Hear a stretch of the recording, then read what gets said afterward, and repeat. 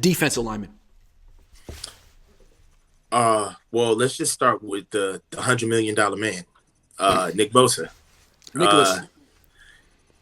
Great year, Yeah. phenomenal year. Yeah, you got that bag, baby. Congrats. You got that bag. The bag. You got the Locked bag. it down. Yep. What I would focus more on with Nick that I was really impressed with is how much he did a lot of dirty work this year. He got a lot of sacks, but he wasn't necessarily featured a lot this year. He had to get those on his own. He moved around a lot this year. And another thing that I think we can all be proud of is that for the most part, Nick was very durable this year. We didn't have any. We didn't have missed any one game. He missed one game. Yeah. Nick was very durable. I think that he wants to compound on what he has coming forward. But the biggest thing for Nick is just to understand that he's not getting paid until training camp. Like he's not gonna get paid for a while. We're gonna wait until the bitter end, and that's just the way the Niners do business. Yeah. Someone was just asking if there would be a Buckner trade. If there were a Buckner trade, it would be Bosa. It would be the Niners saying, we don't want to spend $35 million a year, whatever it is, on Bosa. We'll trade him for 3 first-round picks. They're not going to do that. They love Nick Bosa like he's their firstborn. He's a culture fit. Oh, my God. They fit. freaking love him. Yeah. They drafted him. They developed him. They love him. He's saying. Yeah. He's saying. Which is kind of – I feel like Nick is probably like the only – honestly, I'm worried about losing Coach Kasarik. Not to get off topic, but I feel like Nick is the only reason why we will probably keep Coach Kasarik. Well, I think there was a report say that the Niners are considering promoting him. Maybe that's them acknowledging that they might lose him. I interviewed him at the beginning of the season. I said, "Do you want to be a D coordinator?" He flat out said no. He's like, I know when I was younger, I was ambitious, so I tried to watch coverages, but then I didn't like watching coverages, and I just kept watching the D line. I was like, great. I feel you on that. Anyway, it's a lot of work. Yeah. So Bosa's great. He needs help though, because it seemed like either he got hurt or got tired or something happened at the end of the year, and he wasn't able to produce the way he did consistently the rest of the year. And it's not he's a great player. He needs some help, like Hassan Reddick has over in Philly. But we're not getting negative yet. Let's go around and give out some more flowers to some of these players on the D line.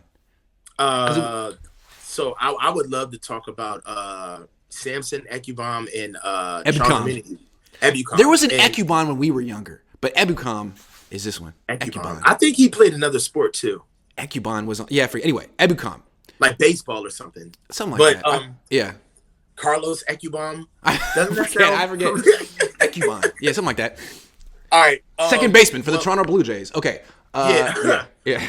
But I would look at Charles and Sam, and I think that they actually did their jobs. They did really good. If you notice,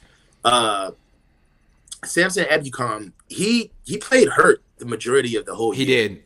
Calf, Achilles, calf, Achilles, and he was always nursing it through the year. And one of the another thing that I noticed is that he rarely was like a scratch. Even to the point where I watched a lot of film this year. Samson was limping off the field after series. Still coming out. He was managing that injury. It's hard. When D'Amico was asked about him, he would say that he's the best edge setter on the team. Better than Bosa, which was high praise. Yeah. Yeah, very high praise. I mean, and for Charles Omenihu, I think Charles is blossoming here. He came here by way of Houston, and he's actually gotten better since he got here. They gave him more of a role, and he fulfilled it. I think if Charles Omenihu and Samson Ebukam were not doing their job, we'd see more of Drake Jackson. Yep. And I feel like how Drake Jackson was pieced out, given selective reps, even being a healthy scratch a lot of times, you could see where the confidence was as far as our edge and pass rushers were this year. If I had to give the edge rushers a grade, Nick kind of tilts the scales, but I give him a flat B, maybe a C plus. Yeah. A C It's just incomplete. I mean, you got A on one side and you got, Yeah, not and good it's enough like on the you other got to side. yeah, Yeah, and you got to yeah, balance it out. If we're looking at them in their totality, I'd give them a C plus. that's Um, fair. That's yeah. fair. And then a D tackle. I mean, Now we're gonna So really, yeah, what's not fair is we got a little bit of a group project going on, and the D yeah, linemen just came in and put their name on at the end, like yeah. of Yeah, the that's true. defensive That's true. tackles. That's true. Uh, Yeah, like for um, Kinlaw, it was kind of another lost season. He came in at the end. He was not 100%. He gave the best yeah, he can. We understand that's not that's the not best. who he That's not is. who What he we is. We saw. understand that. So Yeah, Javon, you're not going anywhere. They're not cutting you. You got another year on your rookie deal. Keep your head down. Don't lose heart. Do your best. Put your best foot forward. And next year could be a whole different story. That's all yeah, I got to say about Javon. yeah. That's. I You know? mean, you know how I feel about just players in general. Yeah. That's not who he is. That's not. I'm sure when he looks at that film, he's not. Yeah. He's looking at that film, not Yeah. us, right? Yeah. And Right. I'm sure when he looks at that film, he's gutted because he knows that that's not a representation of his true skill, you Right. know. And Right. for what we need to do, but it is a business, so I just don't want to tie roses around this, like. And he So could have shut himself down and been like, "Look, I'm not 100%. I don't want to go out there and embarrass myself. I'll come back next year." He didn't do that. He and wanted to be a that's the part. I respect it. conversation. I respect That's it. the conversation that I want to have, Grant. Yeah. All right. So it's like, all right, look, so we got to learn how to live a fight. We got to learn Yeah. to live to fight another day. Right. Right. And Yeah. what that means is that you can't be so gregarious about getting on the field and you know that you're not all the way back yet. You kind of set yourself up. All right. Yep. And moving forward, you kind of just need to be seen and not heard. We need you to just really focus on getting that knee together because for all intents and purposes, you're vulnerable as far as narratives are concerned. So there don't need to be any narratives about you. Right. Right. So you need Right. to be low and slow and come back, head down, ready to go. And you need to be a happy surprise that we just start paying attention to. Love Because that. that's the Love mode that. that you're in right now. Love that. Armstead. Now with Armstead, to be fair, he got hurt, I want to say on like the first play of 11 on 11s on the first day of training camp. And then he missed all of training camp and preseason. So he was behind. And then he came back. He wasn't in football shape. And then he got hurt again. Then he missed most of the season. So again, that's another guy who was never really himself this year. Right. So when we say you had no sacks this year, we get it. But this year, Eric Armstead is taking up he's going to take up 10.7% of the salary cap. Somehow, some way, he needs to stay healthy and produce. Has to. He's getting paid more than Buckner this year. More than Buckner. Okay. Has to. So I don't know what that entails. well, the thing he's getting older. Yeah. And I love Eric's leadership because of how his teammates react to him. Right. You could tell that he's kind of looked at as like a red oak. Like He's like the big homie. He's yes, the unk. he's the big Yes. homie. He's unk. Yeah, he's the big right? homie. Yep. Yeah. Yep. And Yep. because of that, you got to have somebody in there to check them. Because if you can't be checked, you at least need to be able to check yourself. So with Eric, I think that I just wonder what his preparation looks like over the summer. I would never question the veracity of how he trains, right? I'm not going to say he doesn't train hard, but what are we doing here? Are we training too hard and not giving ourselves enough recovery before camp? Are we chilling too much during camp? And I mean during the summer, and then we're kind of ramping up, getting training, going into camp, and then by the time you get to camp, you're overtrained. You know what are you doing? Yeah. What are we doing? That's emblematic of something that Nick Bosa is very open about, where he's always open about his sleep schedule, how much recovery he takes, when he trains, how he trains, his nutrition, how he's an open book on that one. He asked me.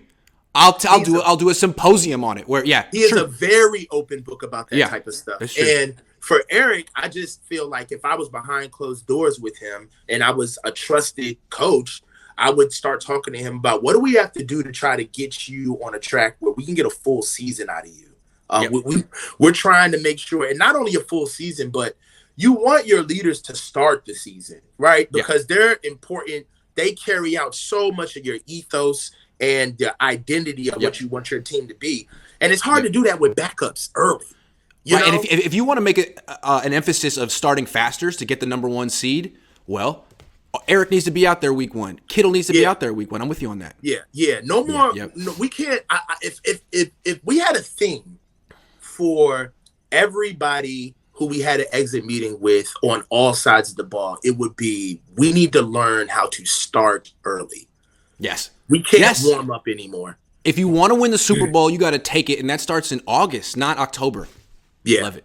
Actually, it starts in May. We forgot to give the defensive linemen a grade for the season. We gave the D ends a C+. Okay. I would give the D tackles a C-. It's crazy, right? C-. It's a C season from this D line. I mean, Bosa had an A year. A C-. The only reason why I wouldn't say D+ is because we were ranked number 1 in the run game. Sure. So numbers matter when you're looking at like raw stats. So I would say a C-. They got to improve, and I think they got really exposed in that Eagles game. Like, it wasn't a real true fight, but God, what Jason Kelsey did to some of the, to the interior of that D line, like this D line has to get a lot stronger. It can't be Nick Bosa and the Pips. You know what I mean? We're some of our parts. Yeah. We're some of our. I mean, but if you think about that, that's kind of like our mantra with our trenches. I mean, it's Trent Wilson, it's Trent Williams, and and the Pips, and it's Nick and the Pips. Man. And I question that. This isn't Nick's fault, John. I kind of question that.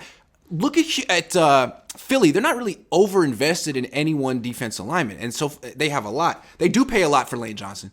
Maybe you got to spend a lot on one offensive tackle. I get it, but on D-line, I think you'd rather have 4 guys than 1. But what are you going to do? Trade Nick Bosa? Like, you'd be considered the dumbass? Yeah. I'll say this. There's been a lot of talk about the Niners losing to the only 2 good teams that they played last year. And, by my estimation, that makes us the 3rd best team out of a league of 32. Mm-hmm. It's easy to look at how somebody else built their team because we lost a game to them. Right. I'm still very much galvanized on how we put a team together. True. You don't make it there back to back doing it halfway right or getting lucky. So I like that. Hey man, leave the dance with the girl you came with. Don't start getting Google eyes from something else, man. The only way I look at it is like, to me, this feels kind of like when I was a kid and the Niners knew they had to go through Dallas. Dallas knew they had to go through the Niners. So some of the roster building was knowing that, if I don't take them seriously, I'm going to lose to them. So what can I do? Yeah. And I just feel like there's a little bit of that with this defensive line. But I just don't want us to get pigeonholed into trying to beat one team. That's true. That is true. Right? Because you never know. It's not that simple.